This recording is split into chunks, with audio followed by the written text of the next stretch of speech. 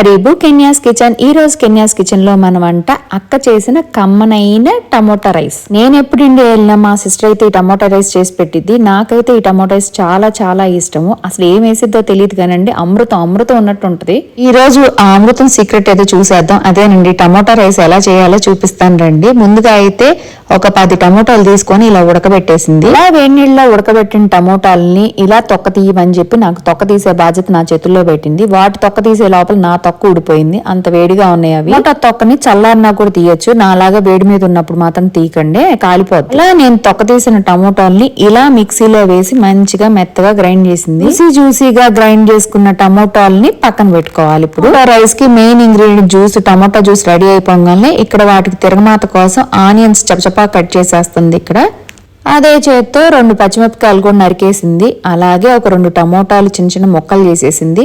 Pure ఉంది కదా, టమోటాలు ఎందుకు వేసావు అని అడిగితే ఇది కూడా టేస్ట్ కోసం ఇలా వేయాలనింది కాబట్టి అదే సీక్రెట్ ఏమో. టమోటాలు కూడా కట్ చేసుకున్నాక ఒక ప్యాన్ లో చక్కగా ఒక కుక్కర్లో అనుకోండి కొద్దిగా నూనె అలాగే నెయ్యి పోసింది. గిన్నెలో వేసిన నూనె నెయ్యి కాగినాక కొద్దిగా సోంపు, చెక్క, లవంగాయి, ఇలాచి ఇవన్నీ వేసుకున్నాక ఆనియన్, టమోటో, చిల్లీస్ అవి కూడా వేసి ఫ్రై చేసింది. కట్ చేసుకున్న కూరగాయ ముక్కల్ని ఒకదాని తర్వాత ఒకటి వేసి చక్కగా ఫ్రై చేసుకోవాలి. దాని తర్వాత ఒక 2 స్పూన్లు అల్లం వెల్లుల్లి పేస్ట్ కూడా వేసి ఫ్రై చేయాలి. కూరగాయ ముక్కలన్నీ ఫ్రై చేయడానికి మా అక్క చెయ్యి సరిపోతున్నట్టు చెల్లి నేను కూడా వెళ్ళి ఒక చెయ్యి వేసాను. ఇక్కడ అల్లం వెల్లుల్లి పేస్ట్ కూడా వేస్తున్నాను చూడండి. అల్లం వెల్లుల్లి పేస్ట్ వేసే ముందు మా అక్క చెప్తుంది అక్కడ రైస్ వేయమంటుంది. నేనైతే ఇప్పుడు ఒక 6 టమోటోస్ కి ఒక 3 కప్పులు రైస్ అయితే వేసాను. ఇక్కడ టమోటా రైస్ స్పెషల్ ఏంటంటే బిర్యానీ రైస్ ఉండాలని రూల్ ఏం లేదండి. మన ఇంట్లో నార్మల్ గా వాడుకునే రైస్ తో కూడా ఈ టమోటా రైస్ చేసుకుంటే సూపర్ టేస్ట్ వస్తుంది. ఇంట్లో కూరగాయలు ఏమైనా తక్కువ ఉన్నా లేదంటే సడన్ గా ఎవరైనా గెస్ట్లు వచ్చినా ఇలా చేసి పెట్టారంటే మాత్రం చాలా బాగుంటది.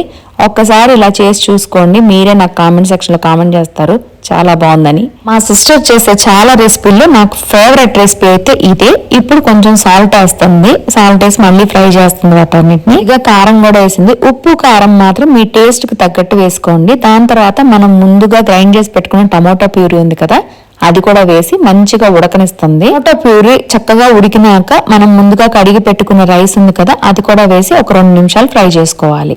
ఏం కొద్దిగా ఫ్రై అయినాక 1 కప్పు రైస్ కి 2 కప్పులు వాటర్ అయితే వేసుకోవాలి. ఒక్కొక్కసారి కొంచెం తగ్గించి కూడా వేసుకోవచ్చు. దాని తర్వాత కొంచెం గరం మసాలా వేసాను.